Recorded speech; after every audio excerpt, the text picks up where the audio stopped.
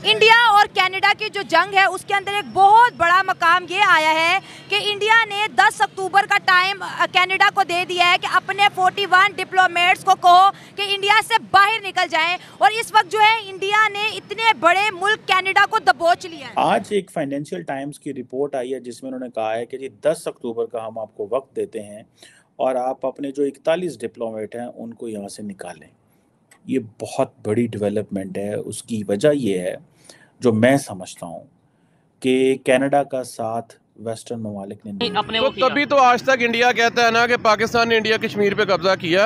ठीक है, वो 47 में नहीं था मिला। ठीक है, 48 में हमारी अवाम ने आर्मी के साथ मिल के वो उस पे अंदर गए थे। ठीक है, और तब एक रेजोल्यूशन पास हुई थी, वो करारदाद हक।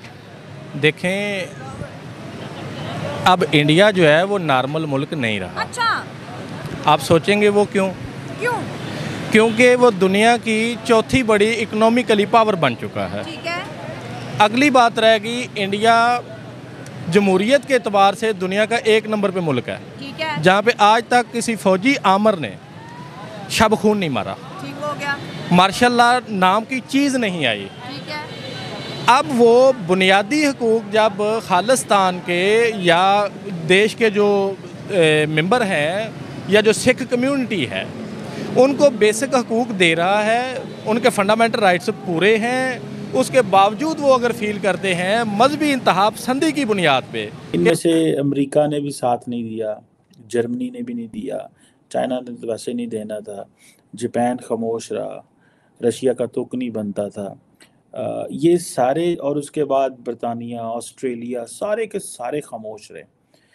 इसका मतलब ये है कि ये एक बहुत बहुत बहुत बड़ी जो है ना वो डेवलपमेंट है। 62 डिप्लोमेट्स हैं इंडिया के अंदर, कनाडा के। माइक्रोसॉफ्ट ने एक यूनिवर्सिटी बनानी थी, पता नहीं इस तरह करके ना, सॉफ्टवेयर पार्क बनाना था। ठीक है, वो पाकिस्तान में आया प्रोजेक्ट, और पाकिस्तानी जो पॉलिटिक्स थे उन्होंने कहा हमें कमीशन क्या मिलेगा, और वो प्रोजेक्ट चला गया इंडिया। ठीक है, नोकिया का तब मोबाइल आया था, जो लोग 30+ होंगे उन्हें पता होगा, नोकिया 2100। ठीक है, उसमें एक टून थी, सारे जहां से अच्छा हिंदू से था हमारा। अच्छा, इसके ऊपर ना टून थी।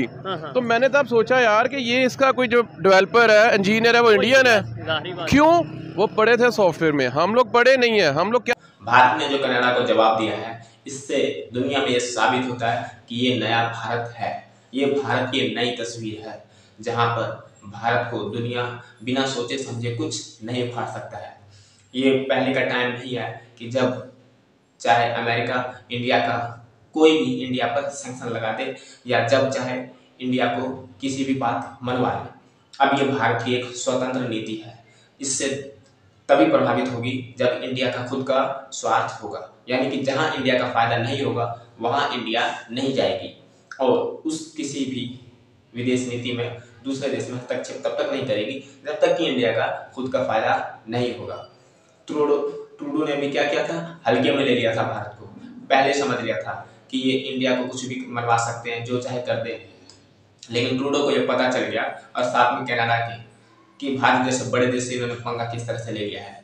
अभी भारत बड़ा भी है और विशाल भी है और ताकतवर भी है। जो खालिस्तानी इस वक्त कनाडा के अंदर मौजूद हैं और भारत से वो भागे हुए हैं, तो भारत ने जो है कनाडा को तो बहुत ज़ोरदार चपेट मारी है, लेकिन जो कनाडा का वज़ीर आज़म है ट्रूडो है, उसके खिलाफ कैनेडियन नारे लगा रहे कि इंडिया इतना बड़ा मुल्क है, भाई तूने उससे पंगा कैसे। इंडिया को दुनिया समझ रही है कि इंडिया एक इमर्जिंग पावर है, तो यहाँ पे आपको कनाडा को एक टफ पोजीशन लेनी पड़ेगी, पहली बात।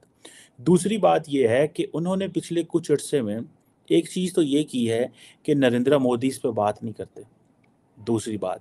तीसरी बात यह है कि डॉक्टर जयशंकर ने बड़ी लो टोन में एक बात की है जिसमें उन्होंने ये कहा का अगर कंपैरिजन किया जाए तो इंडिया के अंदर उनकी गवर्नमेंट जो भी डिसीजन ले रही है वो सारे वहाँ पे उनकी सिविल गवर्नमेंट करती है। ठीक है, जबकि इंडिया के मुकाबले में हमारे पाकिस्तान में तो सिविल गवर्नमेंट तो एक बेसिकली एक फ्रंट मैन होते हैं बराए नाम। ठीक हो गया, चाहे वो खारजा पॉलिसी देख लें, दाखिला, इवन के अभी मईशत तक पे जनाब आर्मी चीफ साहब जो हैं वो जनाब बता रहे होते हैं, बयान दे रहे होते हैं कि जी हम डॉलर को ऐसे कर देंगे डॉलर।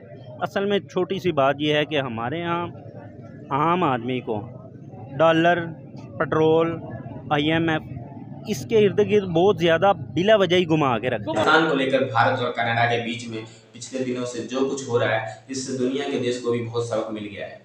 दुनिया के वो देश जो कि भारत से पंगा लेने की सोच रहे होंगे, वो उनको पता चल गया होगा कि भारत से पंगा लेना इतना आसान नहीं है, क्योंकि भारत अब किसी भी देश के साथ जब चाहे रिश्ता बना ले, जब चाहे रिश्ता बिगाड़ दे, क्योंकि भारत अब स्वतंत्र है, इसकी विदेश नीति भी स्वतंत्र है। भारत धीरे धीरे खुद पर ही निर्भर होता जा रहा है। दूसरों पर निर्भर होने की ये नीति जो है थी पहले, वो अब धीरे धीरे खत्म हो रही है। भारत खुद भी अब खड़ा हो सकता है और दुनिया का कोई देश भारत के पक्ष में हो या ना हो, भारत दुनिया के उस देश का सामना जो कि भारत के विरुद्ध में है, उसका सामना भारत अकेले ही कर सकता है। कनाडा को जिस तरह से मुंह तोड़ जवाब मिला है और वहाँ के जो नेता पछता रहे हैं और वहाँ के लोग जो वहाँ के नेता को कोस रहे हैं कि आपने भारत जैसे बड़े देश से पंगा कैसे ले लिया है, यही सोचकर दुनिया के बाकी देश अब भारत से पंगा लेने से डरेंगे और भारत की विदेश नीति जो है और दिन ब दिन और उभरती जाएगी।